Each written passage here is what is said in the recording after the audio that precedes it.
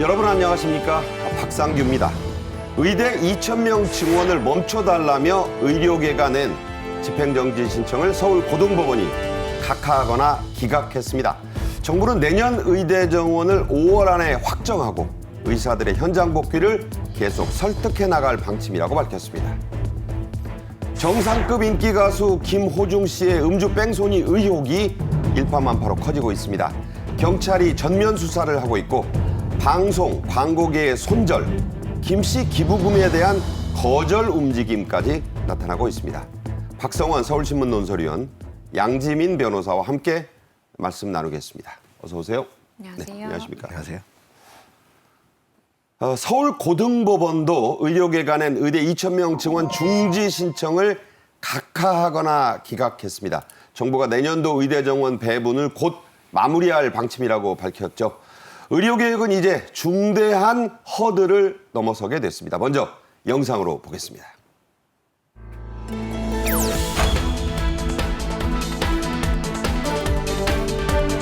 오늘 결정으로 정부가 추진해온 의대 증원과 의료 개혁이 큰 고비를 넘어설 수 있게 되었습니다.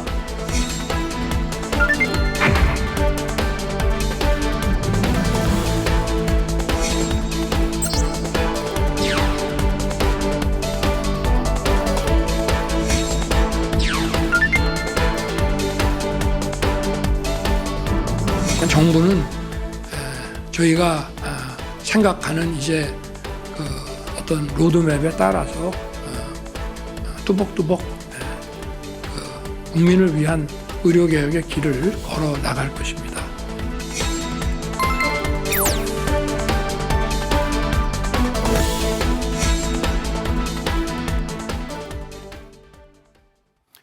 네, 서울고등법원은 의대생들의 신청 자격만 인정을 했습니다. 그리고 현역 의사들과 전공의들의 자격은 역시 인정하지 않았습니다. 이번에도. 하지만 서울고법은 의대생들의 정지 신청을 기각했습니다. 그 이유가 있죠? 네, 일단은 이 집행정지 가처분 신청이 인용이 되려면 몇 가지의 조건을 충족을 해야 됩니다. 우선 회복하기 어려운 손해가 발생을 해야 되고요. 긴급한 필요성이 인정이 돼야 됩니다. 더불어서 공공복리에 중대한 우려를 끼칠 가능성이 없는 경우여야만 하는데요. 네. 이 부분에 대해서 법원은 조목조목 설명을 했습니다. 먼저 첫 번째, 증원에 따라서 의대생에게 회복하기 어려운 손해가 발생할 가능성은 인정을 했습니다. 네. 의대생들의 경우에 사실은 본인이 굉장히 어렵게 의대를 입학을 했고 그런데 갑자기 이제 의대생 수가 증원이 되게 되면 뭔가 수업권의 침해라든지 본인이 전공의 생활을 함에 있어서의 뭔가 피해가 발생할 수는 있겠다라고 봤는데요. 하지만 그럼에도 불구하고 이 필수 지역 의료의 회복을 위한 이 증원 필요성은 부정할 수 없다. 즉 네. 필요성이 있다라고 본 것입니다.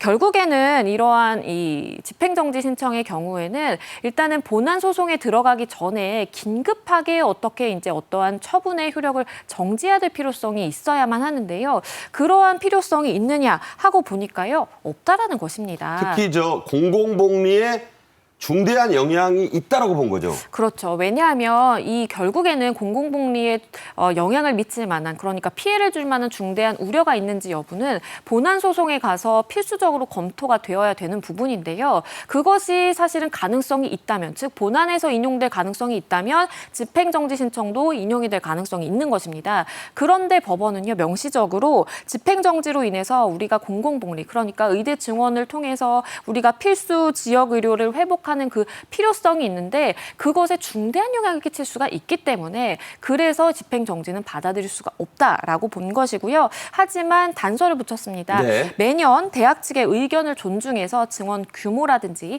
이런 것들을 정할 필요성은 있겠다라고 봤습니다. 그러니까 내년에는 2,000명으로 한 거는 인정을 하겠지만 맞습니다. 그 이후에는 해마다 좀 폭을 조정해 게 좋겠다. 그렇죠. 이런 단서를 달았다는 얘기입니다.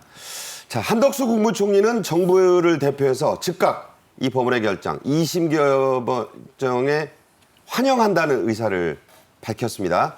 직접 들어보겠습니다. 오늘 결정으로 정부가 추진해온 의대 증원과 의료 개혁이 큰 고비를 넘어설 수 있게 되었습니다. 정부는 사법부의 현명한 결정에 힘입어 더 이상의 혼란이 없도록 2025학년도 대학 입시 관련 절차를 신속히 마무리하겠습니다. 네, 일부 언론은 의료개혁의 큰 허들, 이것을 정부가 넘어섰다 이런 표현을 쓰고 있습니다. 정부는 5월 안에 며칠 안 남았죠.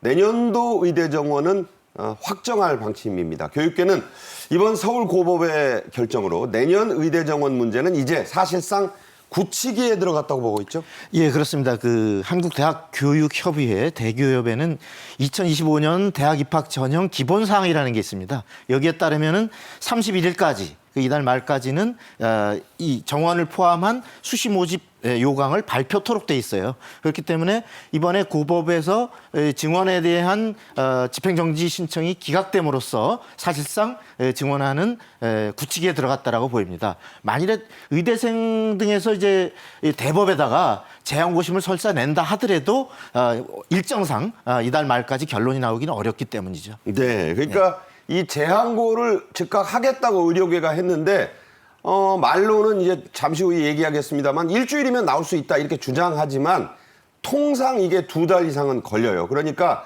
이미 이게 이번 달 안에 내년에 수험생들이나 그 가족들을 위해서 해야 되는데 그렇게 됐을 경우에 이걸 그렇게 빨리 결정하기 어렵다 이런 판단이 내려졌다고 봐야 됩니다. 지금 현재 전국 15개 의대에서는 이미 학칙 개정을 했고요. 17개가 이거를 이제 그 결정을 해야 되는데 일부 대학에서는 부결도 됐고 예. 또 보류한 데도 있잖아요. 예, 지금 부산대 같은 경우는 이제 아주 이 증원안을 둘러싼 학내 갈등이 심해서 부결이 교무위에서 부결이 됐었고 또 강원대 같은 경우는 법원을 좀 결정을 보고 하자라고 미뤄둔 상태지만은 이제 이번 그 법원에서 이런 증원 집행정지 가처분이 기각됨으로써 이 대학들도 지금 입시 일정을 진행을 해야 되기 때문에 아마도 조속한 시일 내에 증원 쪽으로 증원안을 반영하는 학칙 개정이 이루어질 걸로 보입니다. 네. 의료계는 대법원의 재항고 결정이 일주일 안에도 충분히 날 수 있다. 이렇게 주장을 하고 있습니다. 자, 양 변호사님. 변호사로서 저 주장이 가능하다고 보십니까? 일단은 재항고가 일주일 안에 났던 적은 뭐 제가 본 바로는 없었던 것 같은데요. 네. 왜냐하면 이게 절차적인 그 이제 넘어가는 사건이 넘어가는 그런 절차적인 시간이라든지 그리고 관련 기록을 검토하는 그런 시간 소요만 하더라도 사실은 2주는 훌쩍 넘어갈 수밖에 없습니다. 정말 빨리빨리 시간을 단축한다라고 하더라도 글쎄요, 한 달 내지는 한 달 반 정도를 생각을 해야 될 것 같은데요. 한 달 반이라는 시간이 물론 뭐 길다면 길고 짧다면 짧은 시간일 수 있겠지만 그것도 만약에 한 달 반 안에 정말 빠르게 신속하게 결정이 나온다라고 하더라도 그것은 아마도 그대로 항고심의 그 결정을 그대로 따르는 그 결정의 가능성이 높습니다. 왜냐하면 재항고심에 가서 항고심의 결정을 뒤집기 위해서는 그러한 뒤집는 이유에 대해서 재판부는 설시를 해야 되고요. 그 과정이 사실은 이제 시간이 더 필요한 상황이기 때문에 아마도 이렇게 빠르게 결과가 나오는 것은 이 이제 의사 측에서 의대생들 측에서 주장하는 것처럼 빠르게 나오면 오히려 또 불리한 그런 상황일 수도 있겠다라는 생각이 들고요. 일단은 집행정지에 대한 그 본안 소송이 8건이 지금 있습니다. 그러니까요. 일단은 첫 번째 집행정지 관련해서 첫 번째 지금 이제 결정이 나온 것이고 사실은 8건이 남아있기 때문에 지금 어떻게 될지는 결과를 지켜봐야 된다라고 의대생들은 주장을 하고 있는 것이고요. 하지만 언급을 해주신 것처럼 증원 취소를 하는 것은 현실적으로 어렵다고 봐야 됩니다. 왜냐하면 이미 이제 항고심에서 기각 결정이 났습니다. 그런데 이게 재항고심에 가서 인용이 된다라고 한들 이미 마련된 입시 요강이라든지 수시 정원이라든지 이 계획을 수정하기는 불가능이라고 봐야 되고요. 재판부도 그러한 혼란을 고려하기 때문에 불가능에 가깝습니다. 네. 시간상 안 되고 이미 입시가 진행이 된 걸 뒤집기는 대법원도 어려울 것이다. 이런 지적이셨어요. 자, 의료계는 낙담한 분위기가 역력합니다. 하지만 복귀는 없다 이렇게 말하면서 추가적인 집단 행동에 나설 계획까지 밝혔죠. 예, 전국 의대 교수 비대위 비상대책위는 현재 그 주 1회 실시하고 있는 그 휴진을 더 대폭 늘려서 아예 그 일주일 집단 휴진하는 등으로 어떤 강화되는 저항을 하겠다라고 예고를 해놓은 상태고요. 전공의들의 경우도 원점 재검토가 없으면 증원에 대한 원점 재검토가 없으면 복귀하지 않겠다라고 이미 선언을 해놓은 상태인데요. 다만 여기 변수가 좀 있습니다. 네. 그 전공의의 경우 이 중에서 그 전문의 시험을 응시하려면 그 3개월 이상의 수련 공백이 있어서는 안 된다는 규정이 있습니다. 아하. 예, 그런데 2월부터 지금 집단 말하자면 의료 현장 이탈이 이루어졌는데 그 3개월에 이르는 90일에 이르는 게 이달 이제 20일에 도래하거든요. 오. 예, 그런데 20일까지 만일에 복귀가 되지 않는다면 전문의 응시가 1년 뒤에나 가능하기 때문에 일부는 아마 복귀가 이루어지지 않겠나 이런 관측이 나오고 있습니다. 네, 이곳저곳에서 이제 시계가 거의 다 돼가고 있다는 얘기입니다. 각종 암 환우회 같은 중증 환자 단체 그리고 시민 단체, 의료 노조는 서울고등법원의 이번 결정을 일제히 환영을 했네요. 네, 먼저 이 중증질환연합회에서는요, 의료계가 제한고를 멈춰야 한다라고 입장을 밝혔습니다. 아무래도 의료계가 제한고를 이어가게 된다면 사실은 의대 증원 관련해서 잡음이 계속해서 이어질 수밖에 없는 상황이고요. 그러다 보면 환자들이 처한 이제 고통이라든지 지금까지 사실 수개월 동안 굉장히 많은 이 중증질환자들이 피해를 본 상황이거든요. 네. 그렇기 때문에 제한고 멈춰달라라고 이야기를 하고 있고요. 환자단체 연합회의 경우에도 이번 이 결정으로 의대 증원은 사실상 확정됐다라고 봐야 된다. 그렇기 때문에 사실 무의미한 이 싸움은 그만해야 된다라는 입장이고요. 경실련도 사법부마저 이 정책 추진에 대해서 무결함을 확인했기 때문에 지금 현장을 떠난 전공의들이라든지 그리고 일부 교수진에 대해서도 현장으로 돌아와야 된다라는 의견을 밝혔습니다. 네. 그리고 보건의료노조도 진료 거부라든지 아니면 휴직이라든지 사진이라든지 이런 것들을 한다면 사실은 이건 집단 행동으로밖에 볼 수가 없기 때문에 불법적인 집단 행동이므로 즉각 중단하라라고 밝혔습니다. 네, 다음 주제로 가겠습니다. 미국이 중국산 각종 제품에 관세 폭탄을 퍼붓겠다고 예고했습니다. 11월 초 대선을 앞둔 바이든 대통령의 선거 전략적 측면이 강하기는 합니다. 일단 중국산 저가 전기차, 반도체, 배터리 이게 주 표적이네요. 예, 그렇습니다. 조 바이든 미 행정부가 중국의 전기차에 대해서 현행 관세가 25%였는데 이걸 100%로 4배죠. 4배 올리고 범용 반도체 또 태양전지에 대해서는 25%의 현행 관세를 50%로 2배 올리는 등의 관세 인상안을 확정을 했습니다. 네. 여기 보면은 이제 배터리 부품 또 리튬이온 배터리 같은 경우도 관세가 무려 3.3배가 인상되고 있는데요. 7.5에서 25로요? 그렇습니다. 주된 타겟은 역시 중국산 전기차라고 할 수 있습니다. 100%가 됐어요. 예. 그래서 전체적으로 규모는 24조 원에 우리 돈 24조 원에 이르는 180억 달러의 중국산 수입품이 대상인데요. 중국의 불공정 무역 관행 그리고 이에 대한 대응을 위해서는 무역법에 규정하는 무역법 301조가 규정한 일종의 슈퍼 관세를 때리도록 그 바이든 대통령이 USTR 무역 대표부에 지시를 내렸습니다. 이 액수가 엄청나네요. 180억 달러의 수입품이 대상인데 우리 돈으로 24조 6,400억 원. 그렇습니다. 어마어마하죠? 예, 대규모입니다. 예. 자, 무역법 301조 그야말로 슈퍼 무역법을 때리겠다. 이런 예고가 나온 겁니다. 전기차와 배터리는 바이든 대통령이 트럼프 전 대통령 공화당 후보에게 밀리고 있는 경합조의 표심에 매우 중요합니다. 그래서 중국을 향한 바이든 대통령의 말폭탄 역시 매섭습니다. 직접 들어보시죠. For too long it hasn't been fair, dumping the excess products onto the market at unfairly low prices, driving other manufacturers around the world out of business. 너무 오랫동안 공정하지 않았다. 제조업체들을 도태시켰다. 자, 이런 말이 사용됐습니다. 이에 질세라 트럼프 후보는 한술 더 뜨고 있습니다. 역시 직접 들어보시죠. I just want to start by saying that on the electric vehicles that Biden is pushing down everybody's throat, even though people don't want them. He wants to put a big tariff on China, which is a suggestion that I said, where have you been for 3.5 years? They should have done it a long time ago. But they've also got to do it on other vehicles, and they have to do it on a lot of other products. 네, 트럼프 후보는 바이든의 관세 폭탄 저거 약하다. 더 내가 하면 더 세게 하겠다. 이렇게까지 경쟁적으로 말하고 있어요. 앞서도 잠깐 언급해드렸지만 바이든 대통령의 중국 때리기, 차이나 배싱이라고 합니다. 영어로.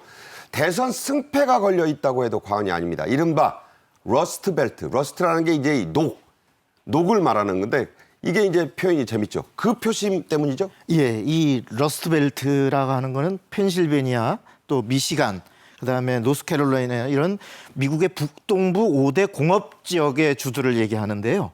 이들 지역이 하필 또 미국의 대선에서 최대 변수로 떠오르고 있는 경합주들입니다. 네. 예, 이들 지역에서는 이제 중국산 저가 제품이 쏟아져 들어오면서 지역 사회가 공업 지역이 아주 쇠퇴하고 공동화됐기 때문에 지금 99년에서 2011년까지 한 12년간 통계를 보면 무려 200만 명이 미국 주민들이 일자리를 잃게 됐습니다. 주로 이 지역에서. 특히 그 지역이요. 예. 그러다 보니까 이 워싱턴 포스트 같은 경우는 이 러스트벨트의 그 노동자들이 11월 대선 결과를 좌우할 것이다. 이런 분석을 내놓고 있고요.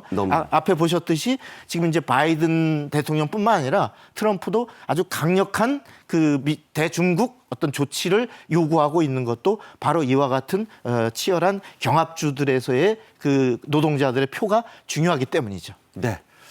자, 중국이라고 가만히 앉아서 당하지는 않을 태세입니다. 미국에 대한 관세 보복을 위해서 법 개정까지 해놓은 상태죠? 네, 중국의 관세법 17조가 개정이 됐습니다. 내용을 좀 살펴보면요.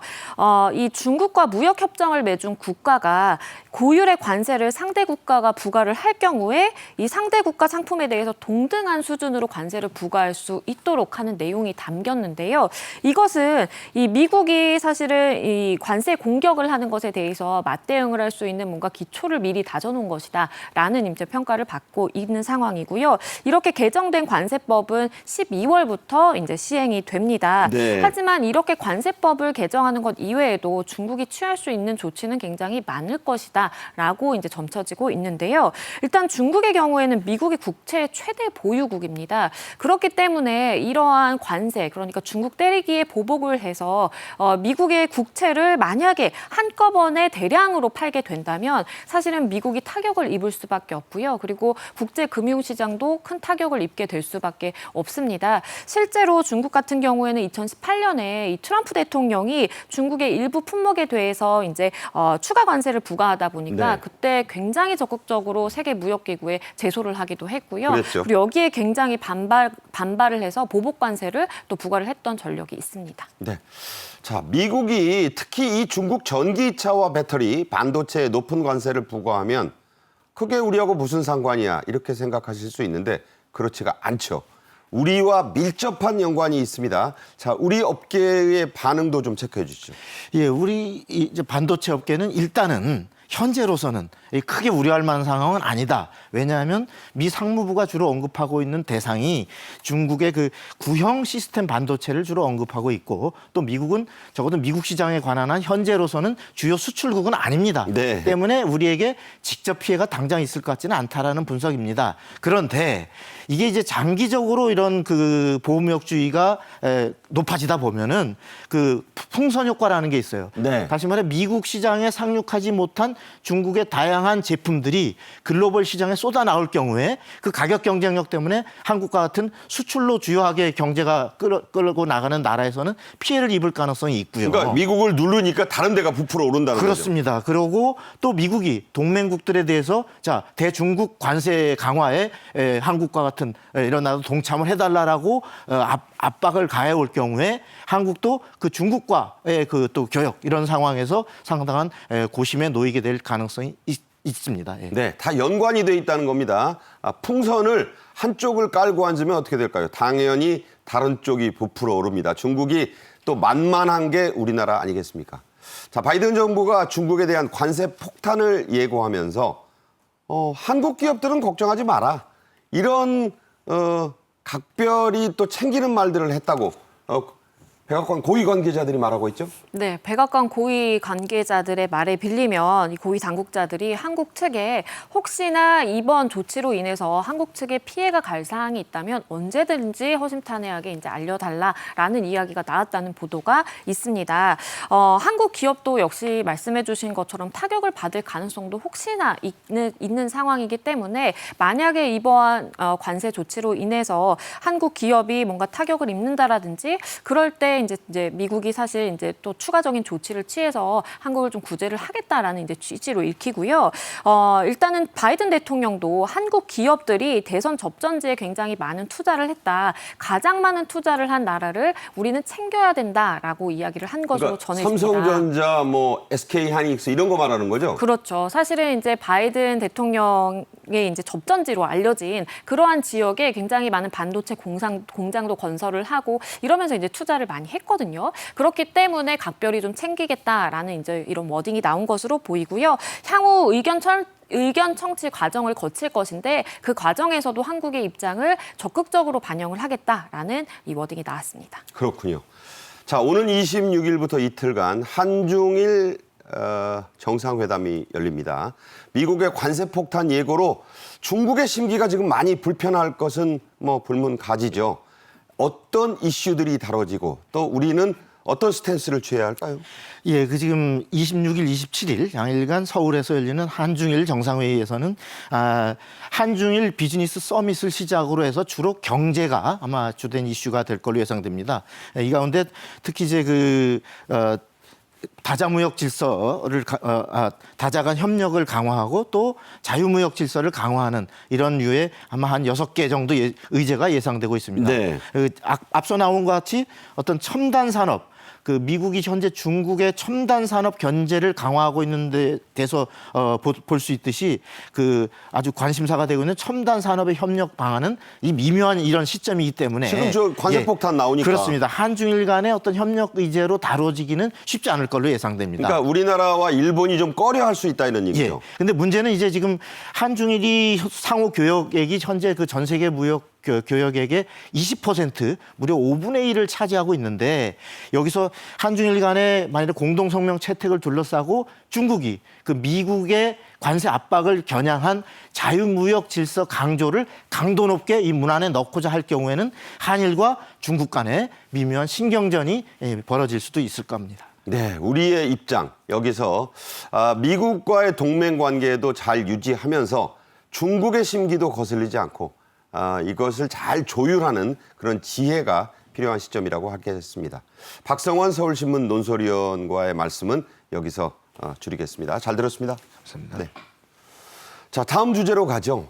요즘 한참 뜨겁게 달궈지는 소식입니다. 정상급 유명 트롯 가수 김호중 씨의 음주 뺑소니 의혹이 갈수록 커지고 있습니다. 거짓말에 은폐 의혹까지 불거지면서 강성 팬심도 도마에 오르고 있는데요.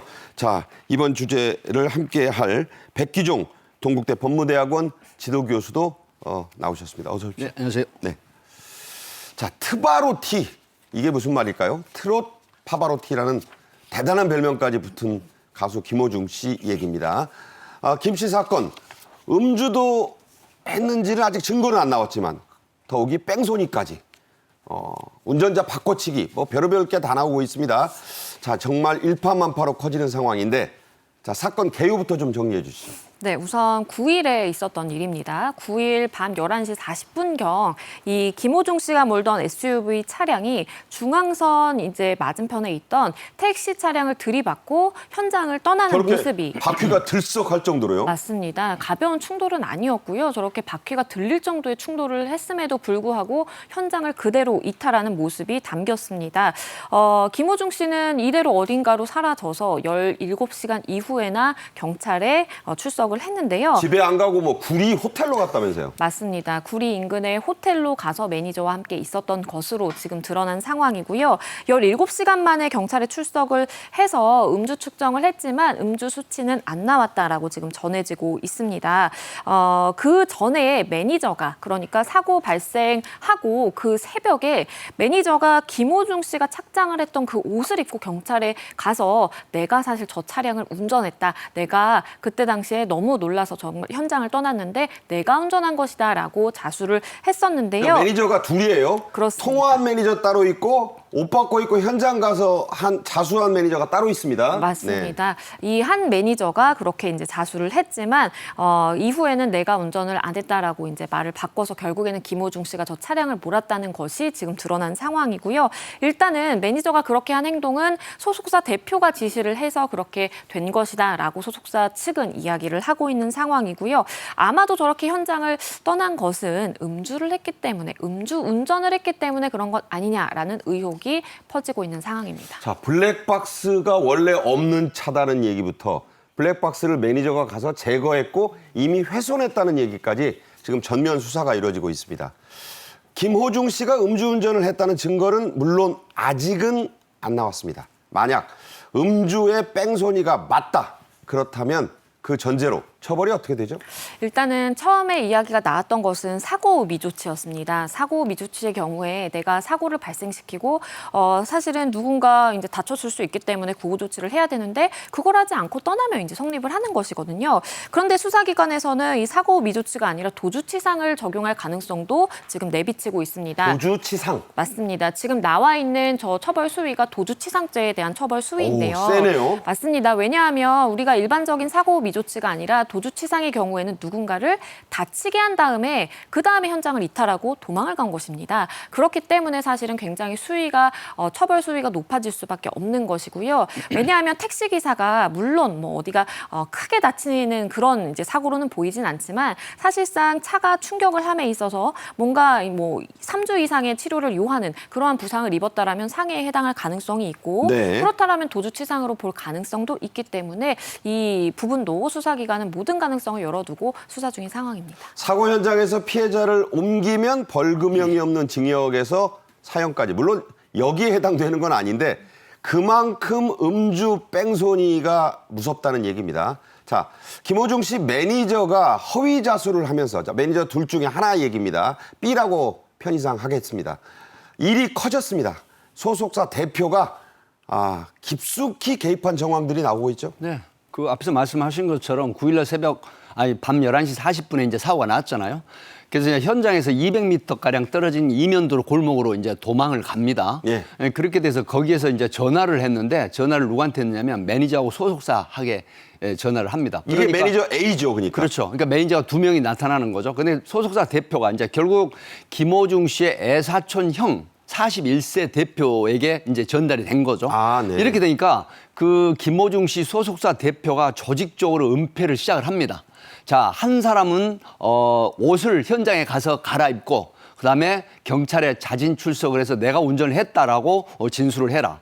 또 한 사람은 이 메모리 소위 칩 블랙박스의 메모리 칩, 메모리 카드를 제거해서 은닉하거나 파손을 해버리는 이런 범죄 증거 인멸을 시도를 했고, 네. 그리고 이제 그 중에 그 한 명이 바로 메모리 카드를 은닉하거나 파손한 이후에 뭐 20여 킬로가 다 되는 거리라고 합니다. 경기도 구리 한 호텔로 이제 이동을 시켜서 사실은 은신 내지는 대책을 계속 하는 거죠. 그러니까 경찰이 찾아올 것 같으니까 집에 못 간 그렇죠. 거예요. 그렇게 돼서 이제 2시에 이 옷을 갈아입은 매니저가 출석을 해서 제가 운전을 했습니다라고 하는데 그 당시에 경찰은 강남경찰서 교통범죄수사팀에서 그대로 진술을 받았어요. 네. 그런데 여기서 이제 하나 뭐가 문제가 생기느냐. 당신이 가지고 있는 휴대폰을 제출할 수 있겠느니까 제출할 수 있다. 그랬는데. 그런데 이 매니저가 상시적으로 녹취가 되는 휴대폰이었던 거예요. 그 매니저라는 거기에서 사람들. 예. 거기에서 경찰이 이제 뭐 디지털 포렌식까지는 아직 가지 않았지만 거기서 드러난 게 뭐냐면 내가 음주운전을 해서 사고가 났다. 당황스럽다. 자신이 좀 처리해달라. 이렇게 얘기를 한 거거든요. 결정적 증거 아닙니까? 그렇죠. 이제 그럼에도 불구하고 향후에 이 음주운전으로 기소될 거는 상당히 현재로서는 쉽지 않다. 이렇게 전망을 합니다. 쉽지 않다. 네. 자, 이 과정에서 이른바 운전자 바꿔치기 의혹도 제기가 됐습니다. 어느 정도는 지금 소속사 측이 인정을 하고 있는 거예요. 이게 정확한 사실이면 가중처벌이 가능한데 어떻게 되죠? 일단은 말씀해 주신 것처럼 운전자 바꿔치기의 경우에는요, 사실은 어떠한 목적을 가지고 범인을 도피시키는 범죄다라고 보게 됩니다. 왜냐하면 사실 음주운전이라든지 어떠한 범행을 저질러서 처벌을 받을 수 있는 사람을 대신 감춰주고 내가 했다라고 나서는 것입니다. 정지 화면으로 보니까 엄청나게 들렸네요, 차가. 그렇죠. 네. 그렇기 때문에 사실 운전자도 저 장면이 200m를 가면 200m 현장 골목을 가면서 통화하는 거예요, 매니저하고. 네. 맞습니다. 그렇기 때문에 사실은 범인 도피죄가 적용이 될 수가 있는 상황이고, 그러한 범인 도피를 하라고 시킨 사람의 경우에는 범인 도피 교사가 되는 것입니다. 교사.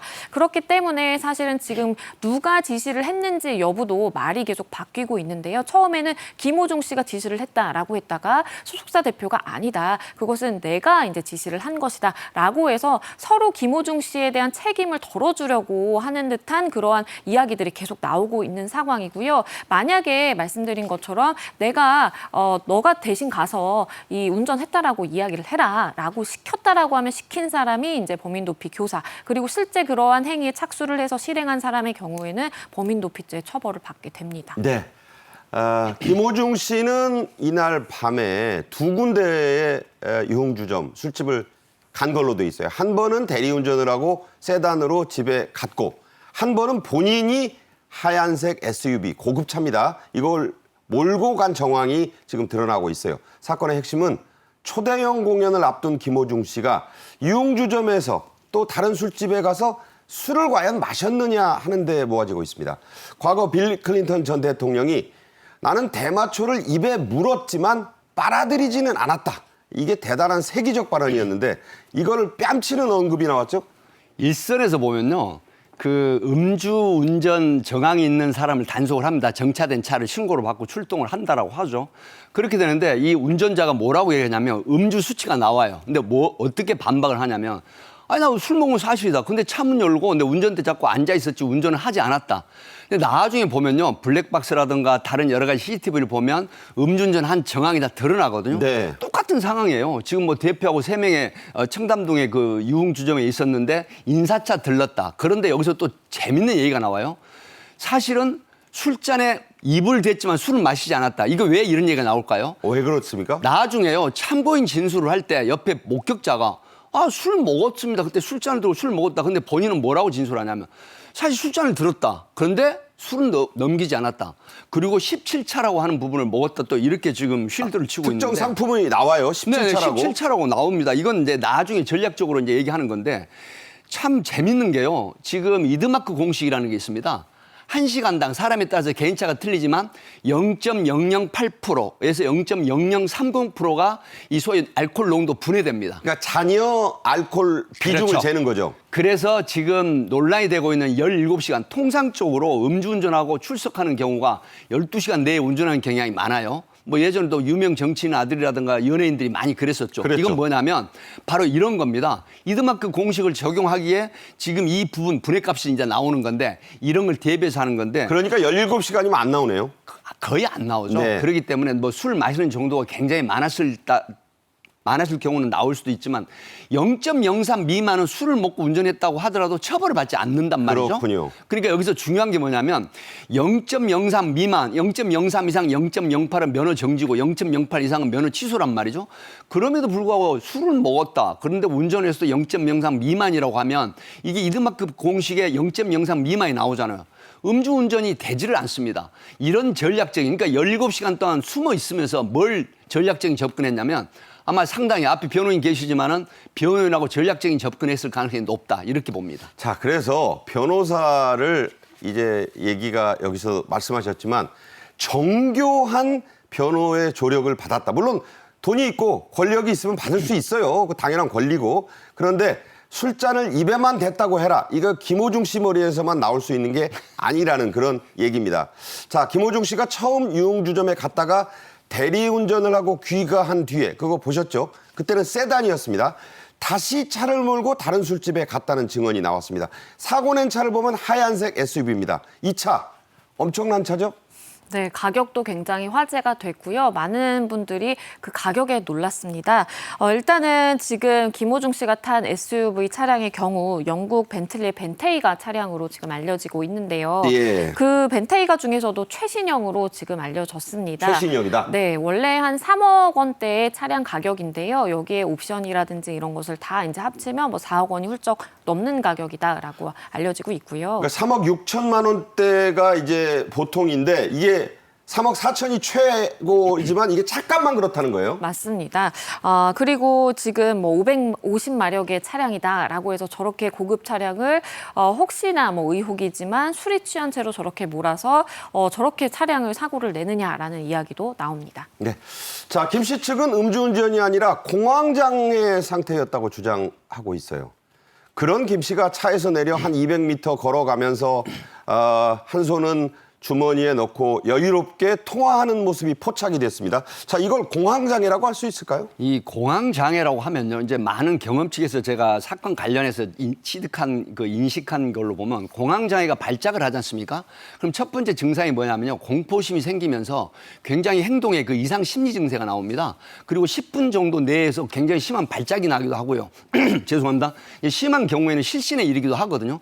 지금 저 영상을 보면은 한 손에 호주머니에 넣고 한 손에 어디론가 전화를 하죠. 저게 이제 나중에 경찰 확인 결과 매니저하고 소속사에 전화를 하는 모습이라는 게 드러났거든요. 네. 이 부분은 내가 음주사고가 났는데 이걸 빨리 대책을 세워야 되겠다는 이런 어떤 SOS 신청을 한 거죠. 이런 부분이기 때문에 절대로 공황장애라고 인식할 만한 그런 상황은 아니다. 이렇게 봅니다. 네.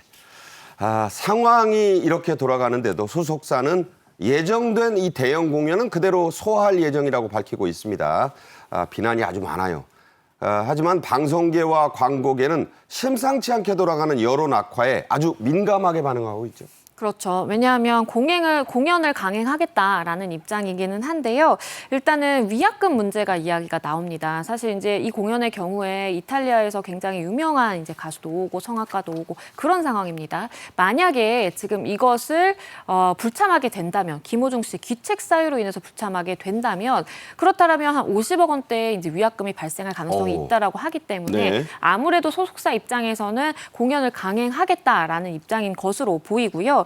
김호중 씨가 굉장히 유명한 연예인이다 보니까 이렇게 공연도 공연이지만 방송 출연도 많이 했습니다. 그래서 한 방송사의 경우에는 김호중 씨가 출연하는 그 프로그램의 경우에 만약에 김호중 씨가 출연하면 로고를 빼버려라라는 이제 대체자를 섭외해야 된다라는 요구도 굉장히 본물처럼 나오고 있는 상황이고요. 네. 그리고 김호중 씨가 광고를 촬영했다라든지 이렇게 김호중 씨의 얼굴을 내걸고 있는 그러한 경우에는 사진을 안 내리는 것에 대해서 불쾌하기 때문에 어서 빨리 사진을 내리고 편집을 해라라면서 이제 광고계에서도 굉장히 좀 위기 상황으로 보입니다. 김 씨와 소속사가 버티는 이유를 강성 팬들 때문이라고 보는 사람들도 있어요. 강성 팬들은 김호중 씨를 감싸고 있습니다. 위로도 많이 한다고요? 뭐 사실 얼마나 지쳤으면 저렇게 할까. 그다음에 그 굉장한 타이트한 스케줄 때문에 저럴 수도 있겠다. 이제 이런 어떤 감싸는 건데 이 건전한 팬덤 형성이 결국은 김호중 씨한테 유리하는 거거든요.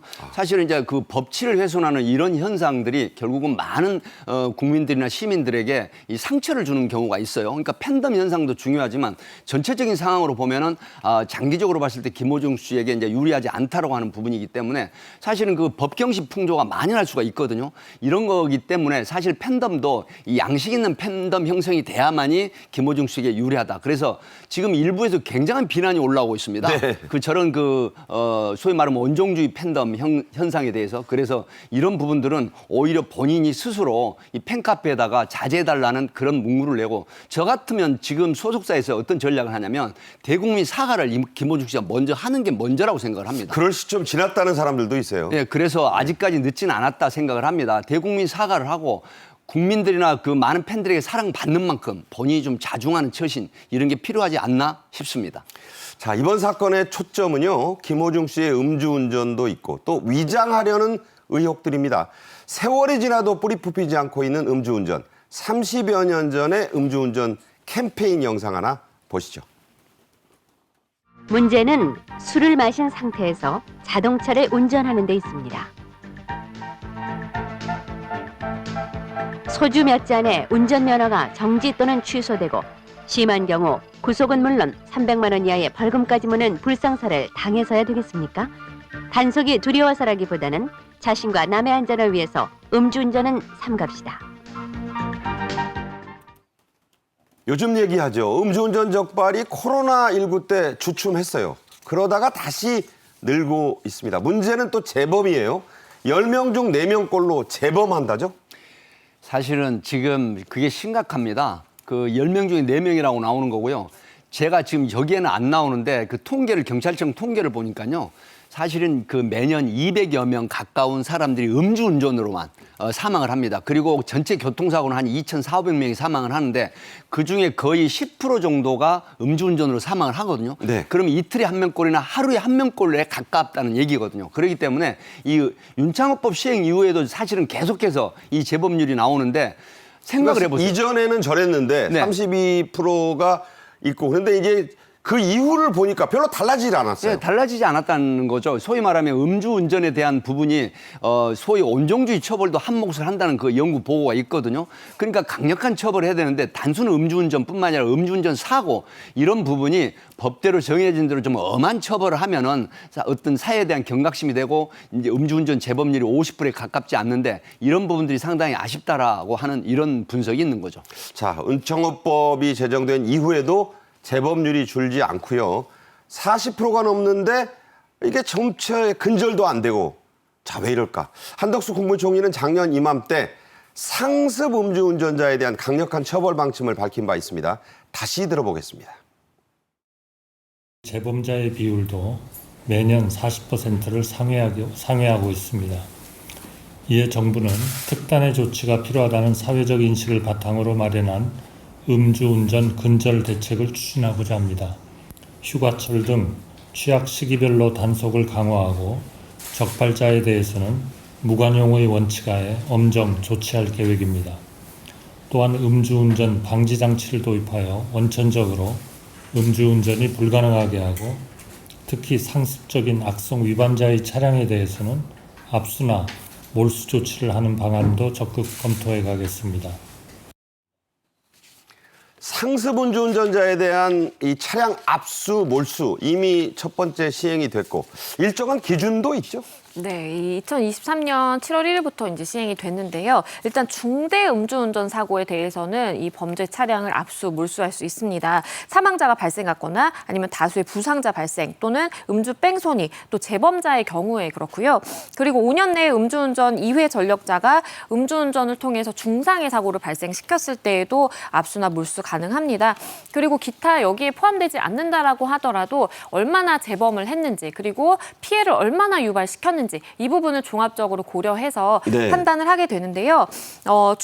충청북도에서 첫 압수 사례가 나왔습니다. 네. 이 상습적으로 음주운전을 한 사람이었는데요. 만취 상태로 1톤 화물차를 몰다가 적발이 된 겁니다. 그러다 보니까 조사를 해보니까 전에도 음주 전력이 있다. 음주하고 사고를 난 그런 전력도 있다라고 해서 이 차량을 임의 제출 형식으로 받아서 압수한 사례가 있고요.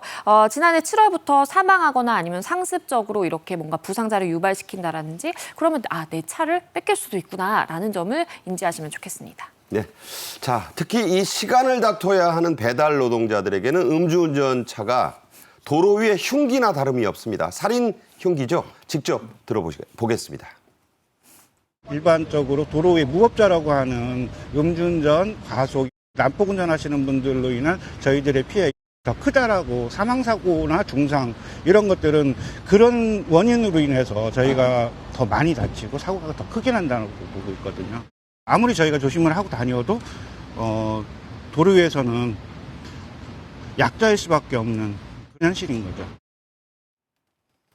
네, 저런 분들이 동료의 음주운전 피해 사망에 대해서 1,500장의 탄원서를 내기도 했습니다. 자, 외국에서는 음주운전 처벌을 어떻게 하고 있나? 우리보다 훨씬 세죠? 사실은 이제 중국 같은 경우는 혈중 알코올 농도가 0.8 이상이면 우리는 저 정지 수치 아닙니까? 네, 0.8 이상 면허 정지가 면허 취소죠. 그런데 최대 사형까지 하고요.